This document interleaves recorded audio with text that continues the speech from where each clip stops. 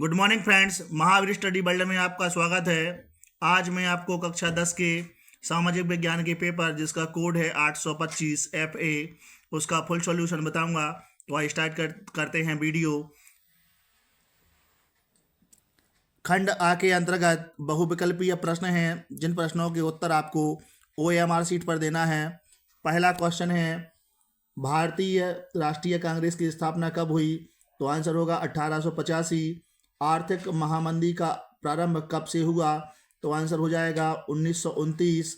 अगला प्रश्न है, प्रश्न नंबर 3, यह कथन है किसका है? जब फ्रांस छींकता है तो बाकी यूरोप को सर्दी जुकाम हो जाता है। तो इसका मेटरनिक का ये कथन है। जर्मनी के एकीकरण में मुख्य भूमिका किसकी थी? तो आंसर है ओटो बॉन बिस्मार्क।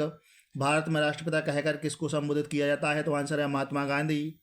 बेल्जियम की सामुदायिक सरकार में निम्नलिखित में से किसके मध्य सत्ता की साझेदारी है? तो इसका आंसर होगा, प्रश्न नंबर 6 का उत्तर होगा बेल्जियम की सामुदायिक सरकार वाले में। तो इसका आंसर होगा विभिन्न सामाजिक समूहों के मध्य।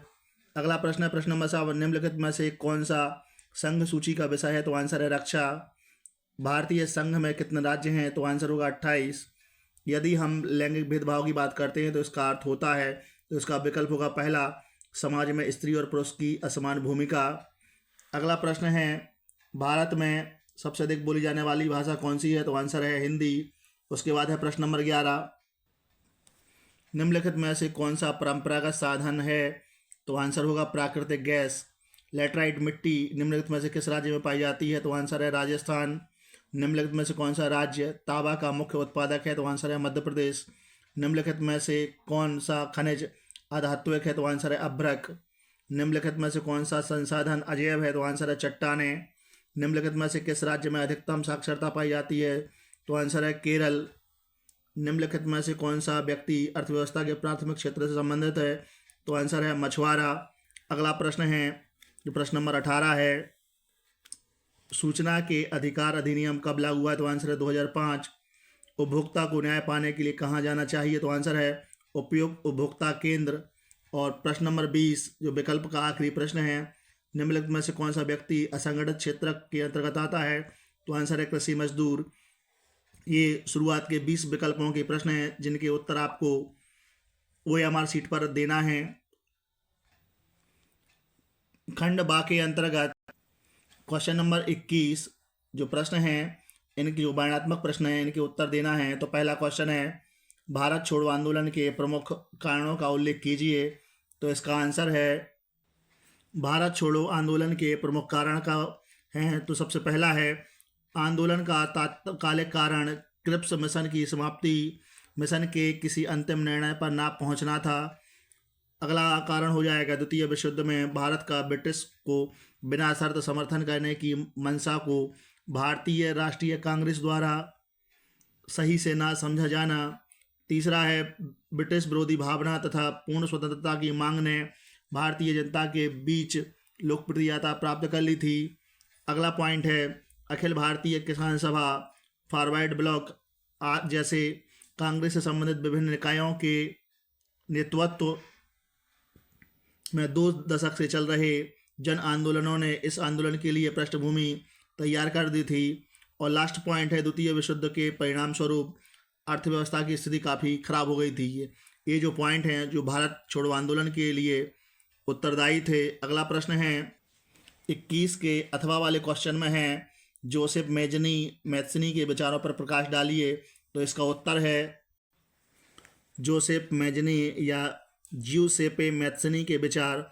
तो जोसेफ मैथ्सनी इटली के राजनेता, पत्रकार तथा एकीकरण का कार्यकर्ता थे। इनको इटली का स्पंदित हृदय कहा जाता है। ये जो हाईलाइट किया गया ये भी प्रश्न इंपॉर्टेंट है, जो पेपर की दृष्टि से इम्पोर्टेंट भी है और आने के चांस भी हैं इसके, कि इटली का स्पंदित हृदय किसे कहा जाता है। तो अगला है, इन्होंने 1833 ईस्वी में यंग यूरोप की स्थापना की और इन्होंने 1831 में यंग इटली की स्थापना की।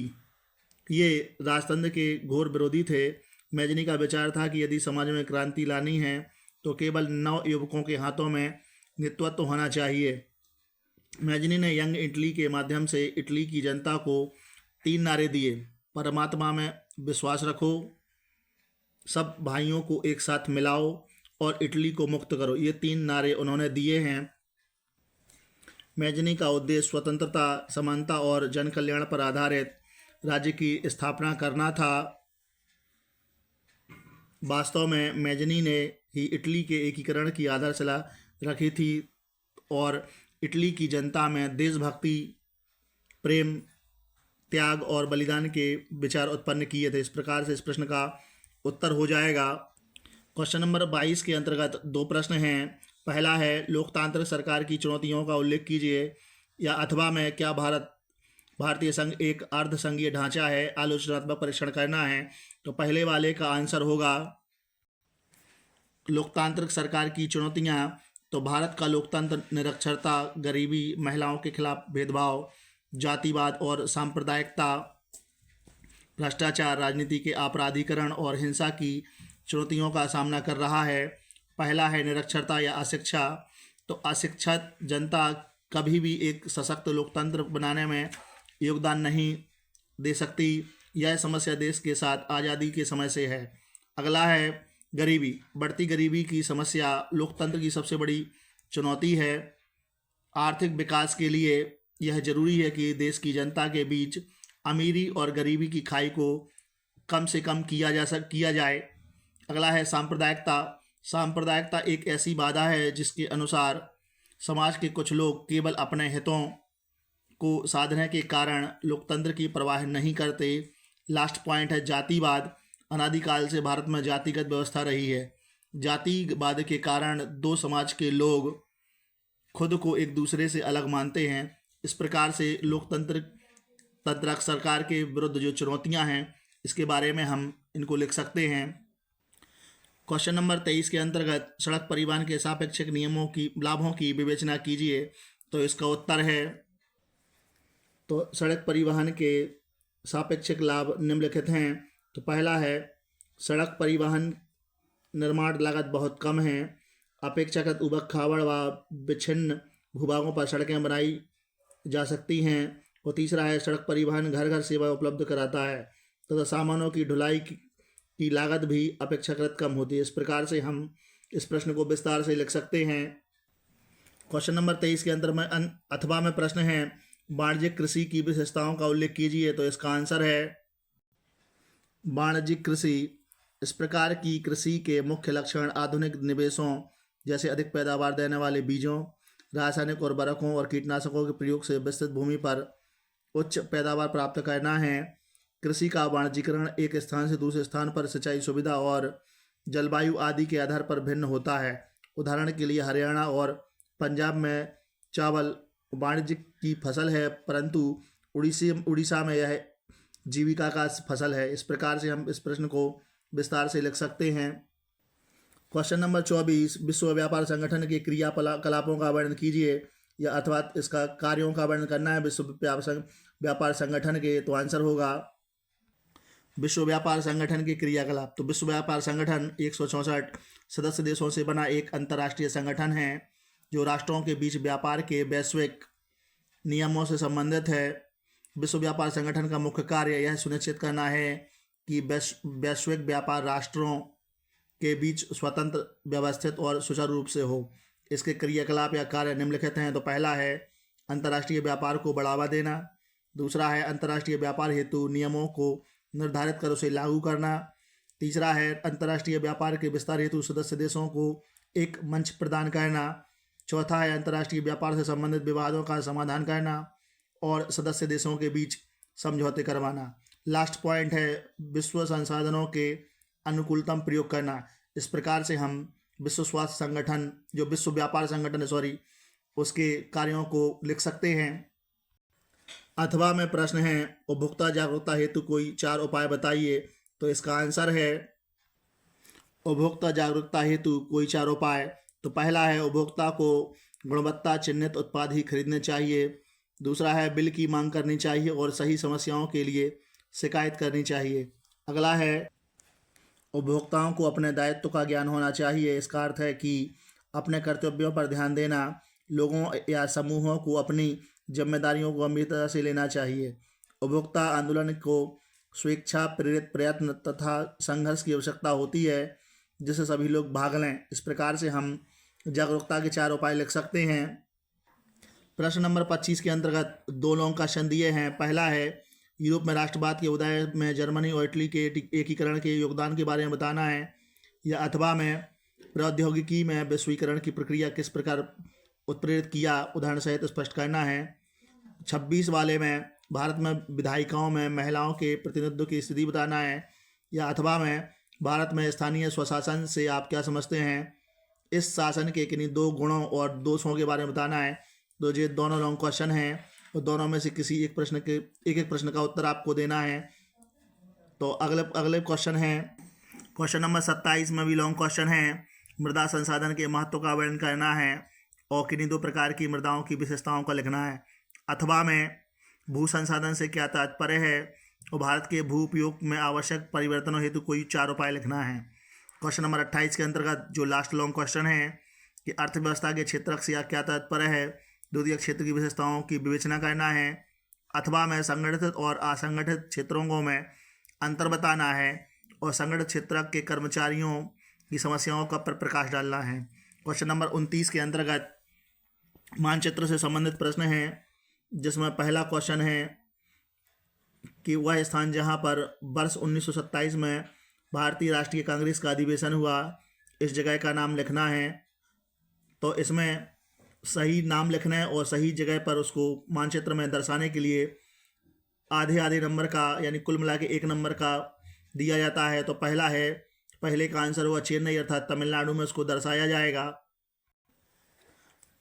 चेन्नई को यहाँ हम मद्रास या तमिलनाडु में जैसे आप देख पा रहे हैं इसको हम दर्शा सकते हैं। ये 1927 में ये कांग्रेस अधिवेशन हुआ था। अगला प्रश्न है प्रश्न नंबर 2, वह स्थान जहाँ नील की खेती करने वाले किसानों ने सत्याग्रह आंदोलन किया, तो आंसर है चंपारण, बिहार।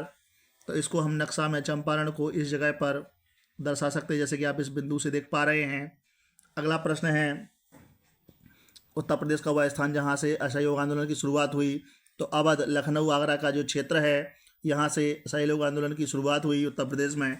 जैसे कि आप यहाँ पे इस बिंदु के माध्यम से यहाँ पे हम अवध और लखनऊ के क्षेत्र को दर्शा सकते हैं। अगला क्वेश्चन है वह स्थान जहाँ सूती मिल श्रमिकों ने सत्याग्रह आंदोलन किया, तो आंसर है अहमदाबाद, यानी गुजरात राज्य में है। तो अहमदाबाद को हम यहाँ पर दर्शा सकते हैं, जैसे कि आप इस बिंदु के माध्यम से देख पा रहे हैं। और लास्ट प्रश्न है वह स्थान जहाँ जलियांवाला हत्याकांड हुआ, तो आंसर है अमृतसर, पंजाब। तो अमृतसर को हम नक्शे में इधर दर्शा सकते, जैसे आप देख पा रहे हैं कि अमृतसर का क्षेत्र है। उसके बाद क्वेश्चन नंबर 29 के खवाले में भूगोल से मानचित्र के क्वेश्चन दिए हैं, जिनको आप देख पा रहे हैं कि जो क्वेश्चन है उनको इन चिन्हों के माध्यम से दर्शाना है। जैसे पहला प्रश्न है दक्षिण भारत की एक नदी, तो दक्षिण भारत में बहने वाली नदी गोदावरी और कावेरी हैं। इसको हम मानचित्र में निम्नलिखित तरीके से दर्शा सकते हैं, जैसे कि आप देख पा रहे हैं कि दूसरा जो मानचित्र है इसमें हम गोदावरी नदी को जो त्र्यंबकेश्वर से निकलती है इसको हम इस चिन्ह के माध्यम से दर्शा सकते हैं। अगला है कपास उत्पादन का प्रमुख क्षेत्र, जिसको इसके डिब्बे के माध्यम से दर्शाना है, जो महाराष्ट्र में है।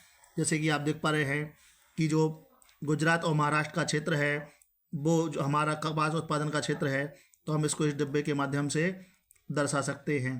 अगला क्वेश्चन है उड़ीसा का एक समुद्र पत्तन बंदरगाह को त्रिभुज के चिन्ह से दर्शाना, जैसा कि उसका आंसर है पारादीप। तो इसको हम इस माध्यम से दर्शा सकते हैं, जो पारादीप है यहाँ उड़ीसा में है, इस तरीके से हम इसको दर्शा सकते हैं। अगला प्रश्न है एक परमाणु ऊर्जा केंद्र, जिसे हमें इस चिन्ह से दर्शाना है, जैसे नरोरा जो उत्तर प्रदेश, तो इसको हम इस तरीके से दर्शा सकते हैं कि जो नरोरा है हमारा नरोरा उत्तर प्रदेश में परमाणु केंद्र है।